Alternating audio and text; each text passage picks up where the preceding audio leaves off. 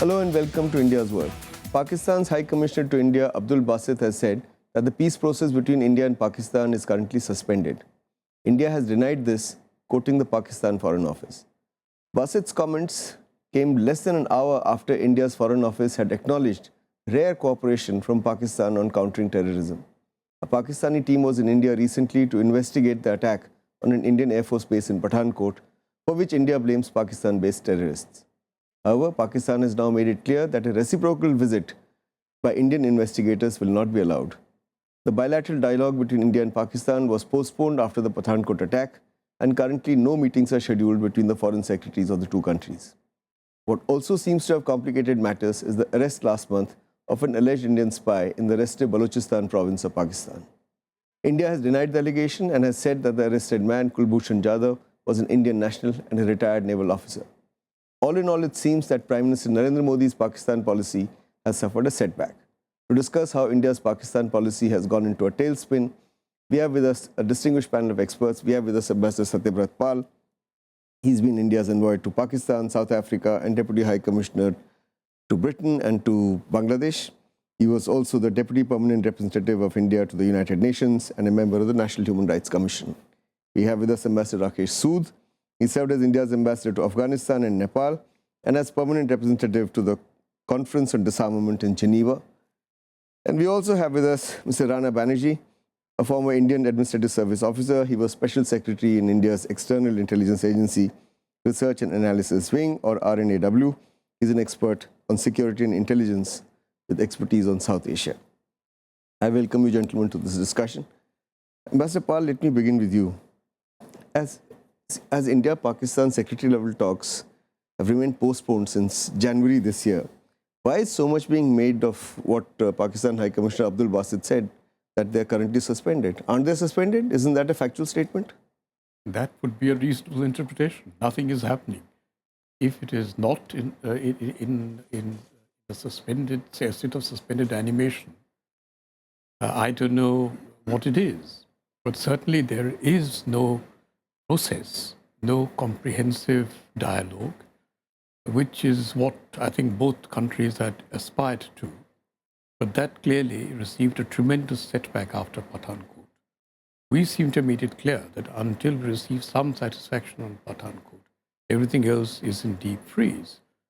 So I don't think that the Pakistani High Commission has said anything more than what the average man would believe to be the case. And why are we making so much out of it? That I would not be able to speculate, but it doesn't make much sense. Rakesh, why did the MEA spokesperson have to contradict this statement? And to what purpose? Either you should say, okay, the following are the dates when the dialogue is going to take place, and High Commissioner Basit doesn't know about them. I mean, he's made a factual statement, as Ambassador Satyabrat Pal said, and you go and you have to counter him. Why? Well, I would in fact even go a step further and say that we have not had these talks, or the process of foreign secretary level talks, I think has been in suspension for a long period. What we have seen after Prime Minister Modi took over is various times there have been attempts to kind of start a dialogue process, but it has actually never been started, other than the meeting between the two national security advisors in Bangkok, which was held, which was only revealed after the meeting was over. But other than that, we have not really had, other than the summit level meetings between Prime Minister Nawaz Sharif and Prime Minister Modi, which have been attempts to nudge the dialogue. Why the foreign minister went? The foreign ministers also went immediately after the national security advisors had a meeting in Bangkok. So in that sense, we have not really had any dialogue for quite a few years. And if any person on the street were to be asked, how would you rate this? I suppose the answer would be that the dialogue is in suspension. So why did your former organization, the Ministry of External Affairs, why did it have to counter it unless they had some information which is not in the public domain? I think what happens is that sometimes these, even what High Commissioner Basit said, the way it got interpreted in sections of Indian media perhaps led the spokesperson to make the kind of comment which he did. But I think that that is pure that would be pure speculation on our part. But if you actually look at what High Commissioner Basit said, it was not as if he was saying something dramatic. I mean, it was part of a sequence of things, but a certain section of Indian media actually blew it up to point out that the dialogue was on the verge of collapse, when in fact there had been no dialogue. And Basit had also said that Pakistan was willing for a dialogue as and when it took place, as and when India was ready. True. Rana, do you agree with the suggestion of the Indian spokesperson that High Commissioner Basit might have spoken out of turn? And then the Indian media, which is being blamed by Rakesh for almost everything in this episode, a section of the Indian media, then went on to say, oh, it actually shows that there's a difference between the Pakistan army and the Pakistani state. So is it anybody's case that the High Commissioner of Pakistan would speak on behalf of the Pakistan army and not on behalf of the Pakistani state represented by the elected government of the day? No, I wouldn't quite subscribe to that view. The Pakistani High Commissioner would speak after getting clearance for whatever stance he is taking, and this clearance would be taken both from the Foreign Office and from the powers that be, which is the military leadership. As regards the statement itself, what perhaps necessitated a response from the Foreign Office, Indian Foreign Office, was perhaps the construction given to the issue of the GIT visit being cooperative more than reciprocal, where the Indian spokesperson rightly pointed out that reciprocity had been woven into the terms of reference, which was prescribed in the note verbal given by the Indian High Commissioner in Islamabad to the Pakistan Foreign Office, about which, again, this strains credulity a little bit, that the Pakistani High Commissioner may not have been aware of it. He should have been aware of it. Now, is it possible that we look at all Pakistani statements from set paradigms? Difference between the army and the state, diplomats being manipulated by GHQ. Why can't we sort of take things at face value? Basit is an experienced diplomat. He knows Islamabad. He knows Delhi. He would not give anything except the authoritative view of the Pakistani state. Otherwise, he would lose his job. Look, we simply can't speculate on what terms High Commissioner Basit spoke.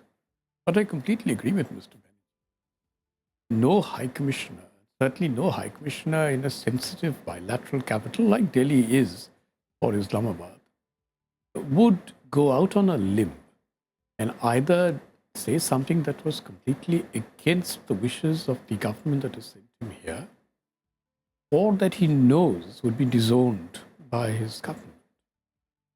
So clearly, the High Commissioner, the Pakistani High Commissioner, was speaking to a brief. Now that brief would have come from Islamabad. And again, on matters to do with India, it beggars belief that the Foreign Office would have sent the High Commissioner a brief that did not have the imprimatur of the armed forces as well. So the statement of the Pakistan Foreign Office subsequently was really not in contradiction to what Basit was saying? Absolutely not. Okay, all right. We need to take a break at this point. We'll be back again with this discussion in a bit. Stay with us.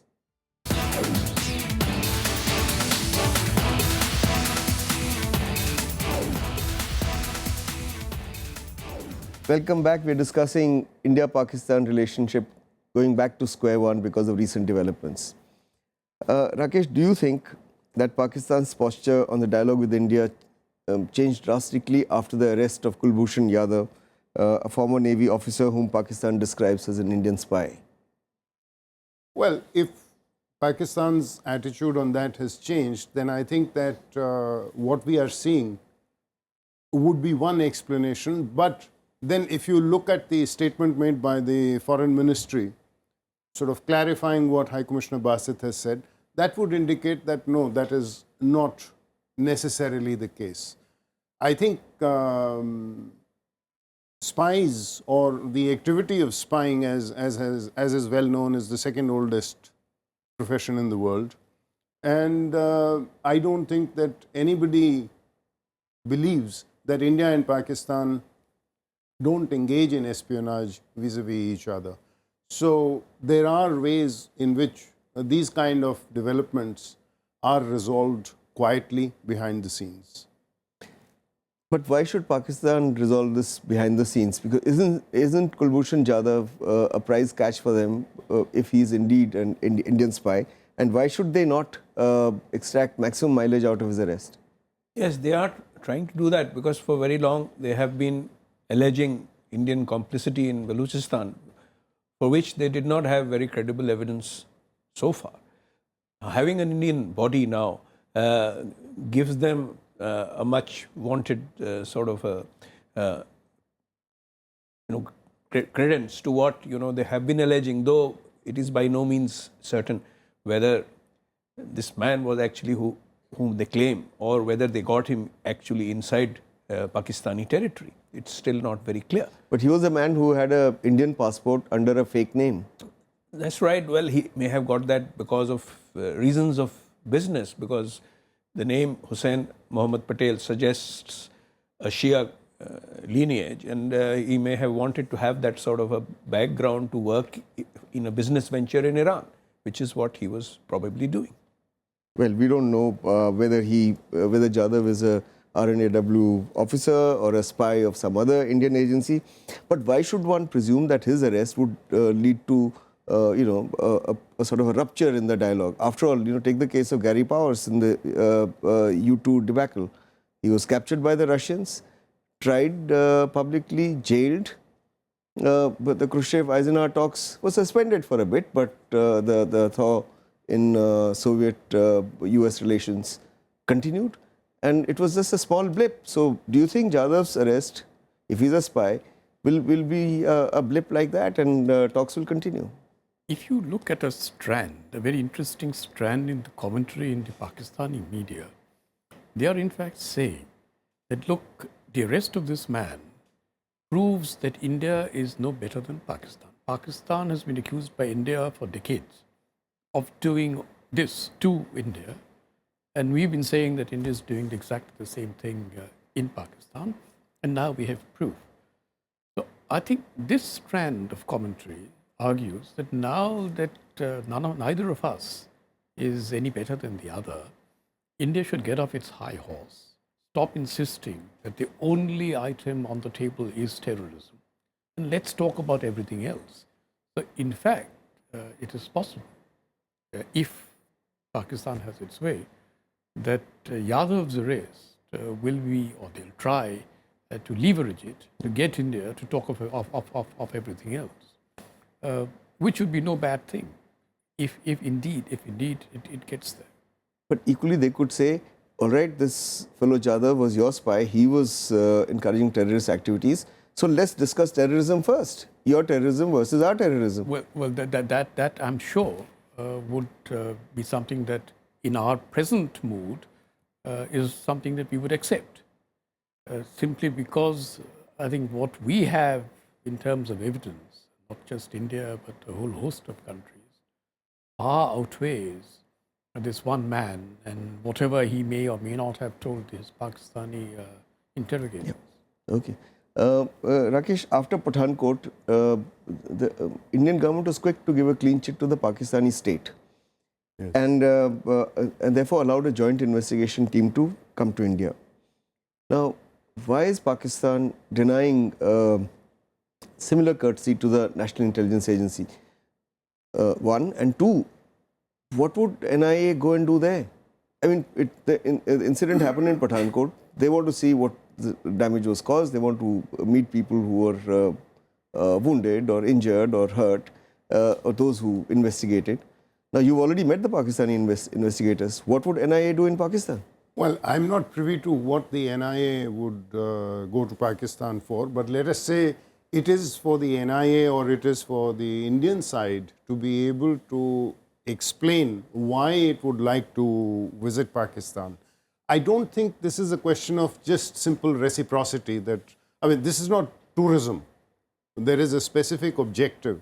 And to that extent, since we expected Pakistan to take certain actions against Pakistani citizens who we believe were involved in the Pathankot attack, and therefore the Pakistanis had a justifiable reason to come to India to talk to Indian officials investigating this. Now, if we have an equally justifiable reason for visiting Pakistan, I think Pakistan should facilitate it. But we need to have justifiable reasons. It cannot merely be based on reciprocity.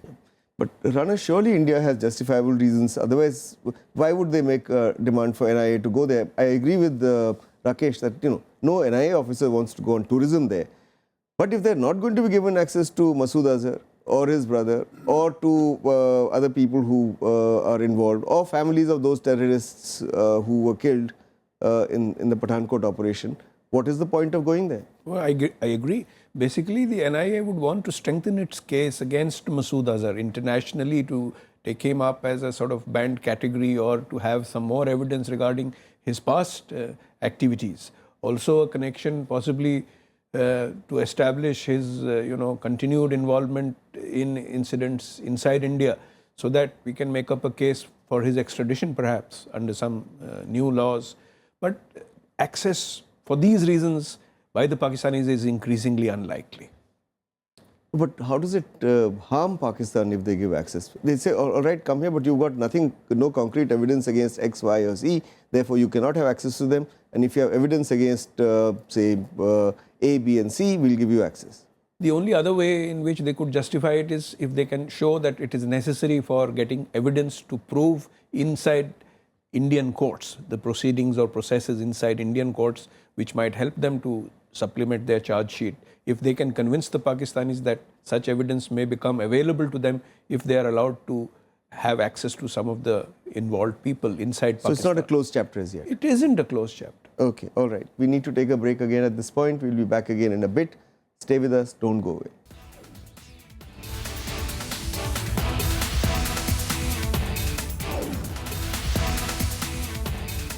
Welcome back. We're discussing the recent developments in India-Pakistan relations, because of which there is no dialogue taking place between the two countries.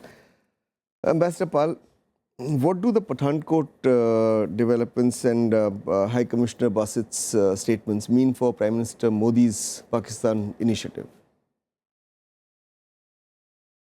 Well, I don't think High Commissioner Bassit's statement, at least what he said on the dialogue process, as we discussed at the very outset, says anything more than the obvious. Yep. So I don't think that in itself will have any impact. What is most significant are the two other elements in his statement. One which seems to suggest that the NIA cannot take a visit to Pakistan for granted, which seems to be something dear to the NIA's heart. And there, again, as we discussed, if indeed in the note verbal we sent to Pakistan, we had spelled out that what we were offering was on the basis of reciprocity, and Pakistan sent its team, its GIT, after receiving that note verbal, it clearly indicates that Pakistan accepted those terms. Then, if it goes back, it is resiling on an agreement. And that But what if there is no such agreement? Because there are statements coming out of the Indian Home Ministry that they're actually relying on international practices all that we now have, such visits require reciprocity. I don't think there is any such international practice. What had been conveyed to the media was that this was part of the note verbal. The note verbal, as you know, is the most formal means of communication between two governments. If a note verbal conveys something and the receiving government disagrees with any element in it, then it is incumbent on that government to immediately make its position clear through another note verbal in return. If Pakistan did not do that, if, as I said, India did put it in its note verbal and Pakistan did not respond but sent its GIT, it is a clear indication that Pakistan accepted those terms. In which case, if Pakistan resiles, it is a setback. And the third element, of course, was again something that we discussed briefly, the arrest of this Indian national.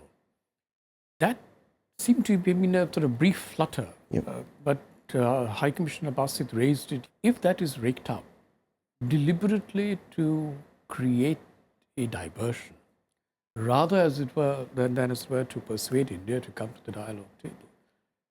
If Pakistan is trying to force India back to the negotiating table, then I don't think that that would meet with much success. But Prime Minister Modi was personally invested in normalizing ties with Pakistan. And at least that's the impression he gave. You know, making surprise visit to Nawaz Sharif's birthday, clasping his hand and walking hand in hand with him, followed by External Affairs Minister Sushma Swaraj's visit. So an atmosphere was sought to be created for improving ties. Now, all that seems to have gone for a toss. Well, all that went for a toss after Pathankot. Pathankot was in some ways an inevitable riposte to these impromptu gestures. But since both governments have shown exceptional maturity in the aftermath of Pathankot so far, I hope that what is now inevitably a bit of a ripple will be no more than a ripple. Okay. I think we need to be able to stay the course, and I hope both governments will show the courage to do that. Okay, let's hope so. Rakesh, but after the latest developments, do you think that the usefulness of the back channel that had started between the two NSAs, Ajit Doval and Nasir Janjua, needs to be re-looked at and reappraised? Because, Well, because it the is- JIT was a result of that. True. It is early days, and for all we know, maybe the back channel will clear out this little wrinkle about whether the NIA can undertake a visit if indeed it is so required.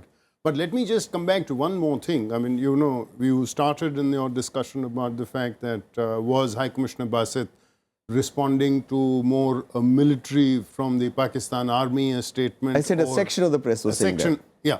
Or was it the civilian side of? I think what we have seen in Pakistan is also, and this is particularly after the Lahore, the Easter Sunday Lahore suicide bombing strike. I think we have seen a certain deterioration between the civil-military relations. So perhaps we are trying to interpret this in that light. But that is a separate subject, and that is a separate development which has its own standing. Yeah. Rana, it used to be Pakistan which desperately used to seek a dialogue and was suing for, sort of holding the comprehensive bilateral dialogue. Now, it seems India is in that position, and Pakistan's, is sort of on the high moral ground after Kulbhushan Jadhav and what have you. No, So, my question is, why is India in this position? Why does it find itself in this position? And is there any external pressure on the government of the day to continue talking to Pakistan, whatever be the misdemeanors of Pakistan? I wouldn't quite agree. You know, I would think there is more impatience still on the Pakistani side to get on with this process. And the recent, double speak, so to speak, the report in Pakistan today, and then the statement by the Pakistani NSA, Nasir Janjua, at the seminar which talked of, India's militaristic, global ambitions. All this reflect a view that, the process needs to be restarted. And it is putting the onus back on India to try to announce a date for the foreign secretaries' meetings to get on with the process and decide on a schedule of talks on different subjects. But haven't we tied ourselves in not saying that unless there's progress on the Pathankot case, there will be no talks? I think this is a tying up or in knots more due to an obsessive sort of response towards the domestic political pressures in the context of the elections that are coming up. Too much, awareness of what would be the domestic pressure. We should just get on with it and go ahead and announce the process. Okay. Ambassador Pal, India's been blowing hot and cold on terrorism with Pakistan. Sometimes we say the dialogue process should be made terrorism-proof. At other points we say unless you do something about terrorism, we won't talk. So this blowing hot and blowing cold, what does it convey to Pakistan? Do they think that, this Prime Minister Narendra Modi is one more weak Prime Minister who they can manipulate by, a terrorist incident here or a terrorist incident there? I don't think so. I don't think so. But clearly, these, as Mr. Banerjee said, are responses perhaps not well thought through to what is perceived as domestic pressure in India, from which the Pakistani government is relatively immune. So while there is just one source of pressure that the government of Pakistan has to deal with, the Pakistani army, there are multifarious sources of pressure on the government of India. I think the Pakistanis are aware of that. But what is important now, I think, is for Mr. Modi to rise above domestic politics. So you think that he's seen as a decisive prime minister by Pakistan, but seen as an indecisive man by the opposition, by some in the BJP and his allies? I think the opposition is doing unto Mr. Modi what Mr. Modi did unto the to what is now the opposition. So that is just part of domestic political tit for tat. But as Prime Minister, Mr. Modi needs to rise above that. All right, let's hope Prime Minister Modi rises above that and takes decisive action to start a dialogue with Pakistan. We've run out of time. I'd like to thank all my guests, Mr. Rana Banerjee, Ambassador Rakesh Sood, Ambassador Satyabrat. Thank you for coming here and participating in this discussion. That's all we have for you today. We'll be back again next week as usual. Till then, goodbye and thanks for watching India's World.